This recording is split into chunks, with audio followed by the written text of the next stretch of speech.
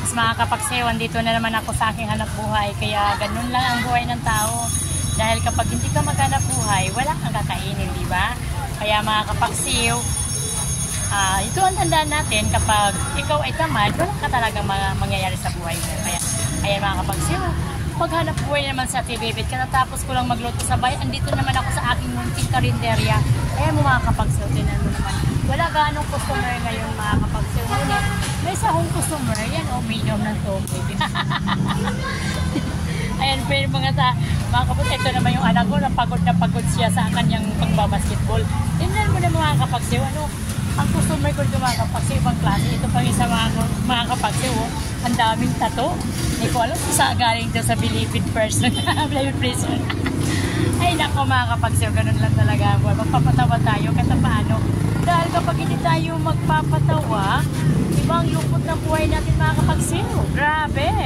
Mga kapagsew, tingnan niyo naman yung aking... Mga kapagsew, busy kami. Ano ba yan? Kawawa naman kami ni dalawang biyoga. Kapagsew, kanin 15, sabaw 5 lang. Hindi na yung kapagsew, talo-talo. Ay mga kapagsew, kapag ganito ang sitwasyon natin mga kapagsew, bakit 5 pisong sabaw lang? 5 pisong sabaw, tipid na tayo paksew. Ako po, patawarin. Tawarin tayo ni Lord. Yan lang kaya ko kapaksew, 5 pisong sabaw. Oh, busog na yan. Kapaksew, oh. Ay, kada mo man kapaksew. Tapos ako na may gata, pampadagdag. Pampadagdag, mga kapaksew. Kita ka ba dyan? Kapaksew, pampadagdag gata, ha? Yes.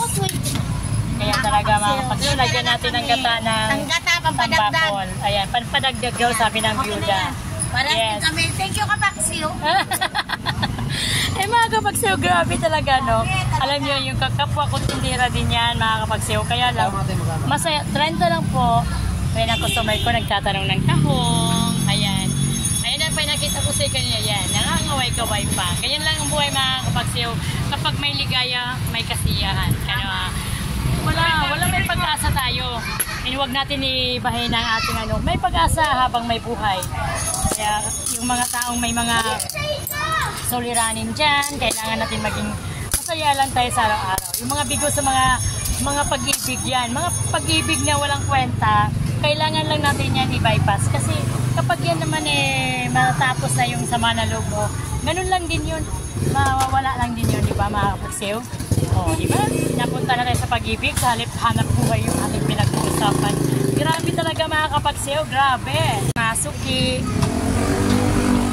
Yan mga suki kung taga Meralks ko.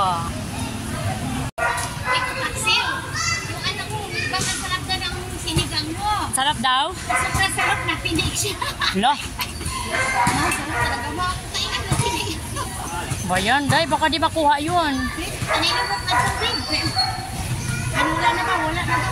Nabalik-balik ko sa sabaw ay. Magkano yun lang sa kanya? Ha? Ano na lang? 63.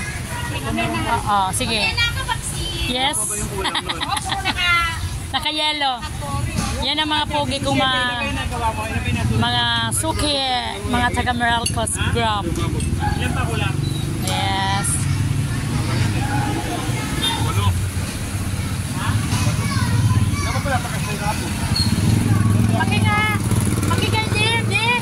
Pakibilang muna. Yes, yan mga kapagsew. Yung mga suki kung hindi talaga nagluib sa akin. Ang mga pogi to. Ha? Uy, lagay ka nun. Ganun pa? Ha? Doon na lang. Mayroon ka ba, Ben? Sawa-sabaw.